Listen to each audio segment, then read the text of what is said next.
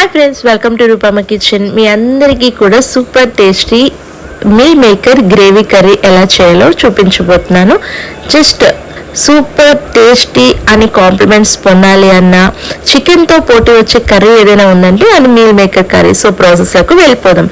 ముందుగా జీడిపప్పు గసగసాలని కొంచెం వాటర్లో నానబెట్టుకోవాలి. నేను ఇక్కడ ఎక్కువ క్వాంటిటీ చేస్తున్నాను. మీరు 4-5 జీడిపప్పు పలుకులు, 1 స్పూన్ గసగసాలని నానబెట్టి ఈ విధంగా మెత్తని పేస్ట్ లాగా చేసుకోండి. ఇప్పుడు ఇందులోనే 1 మీడియం సైజ్ టమాటాని ముక్కలుగా కట్ చేసి అలాగే 2 టేబుల్ స్పూన్ పెరుగు వేసి మిక్సీ పట్టుకోండి. స్టవ్ ఆన్ చేయండి, బాండి పెట్టుకోండి. ఇందులో 2 టేబుల్ స్పూన్ ఆయిల్ యాడ్ చేయండి.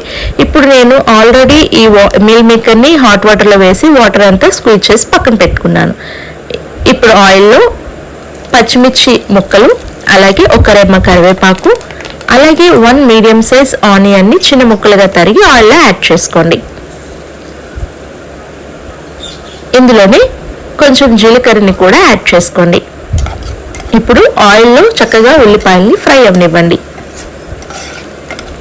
ఈ వీడియో మీకు నచ్చితే కనుక తప్పకుండా లైక్ చేయండి, ఈ ఛానల్ని సబ్స్క్రైబ్ చేయండి. ఇప్పుడు ఉల్లిపాయలు ఈ విధంగా వేగిన తర్వాత 1 టేబుల్ స్పూన్ అల్లం వెల్లుల్లి పేస్ట్ని యాడ్ చేసి ఆయిల్లో చక్కగా అల్లం వెల్లుల్లి పేస్ట్ని ఫ్రై అవ్వనివ్వండి, పచ్చి వాసన పోయేంత వరకు.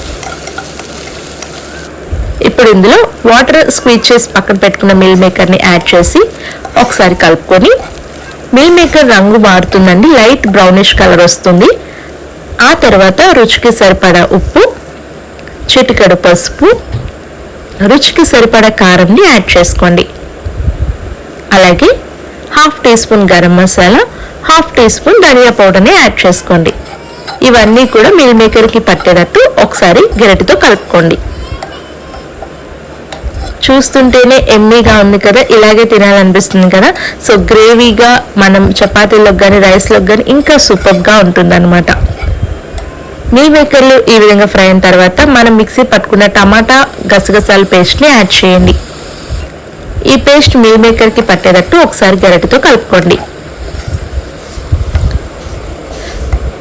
మీల్ మేకర్తో చేసే గోంగూర మీల్ మేకర్ కర్రీ వీడియో కూడా ఈ ఛానల్లో ఉందండి, తప్పకుండా మీరు వెళ్ళి చెక్ చేయండి.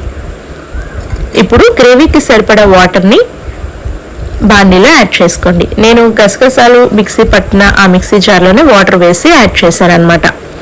వాటర్ వేసిన తర్వాత ఒకసారి కలుపుకొని మూత పెట్టేయండి. మీడియం ఫ్లేమ్లో ఒక 5 నుంచి 8 నిమిషాల పాటు కుక్ అయితే సరిపోతుంది, త్వరగానే కుక్ అయిపోతుంది. ఈ విధంగా ఆయిల్ పైకి తేలేంత వరకు కూడా మీరు మగ్గించుకోవాలన్నమాట. ఆయిల్ పైకి తేలిన తర్వాత చూసారు, ఈ విధంగా గ్రేవీ రెడీ అయిపోతుంది అనమాట. కానీ స్టవ్ ఆఫ్ చేసిన తర్వాత ఒక 5 మినిట్స్ రెస్ట్ ఇస్తే గ్రేవీ చక్కగా థిక్ బ్యాటర్ లాగా అవుతుంది అనమాట. సో చపాతీలోకి రైస్లోకి సూపర్గా ఉంటుంది. Thanks for watching.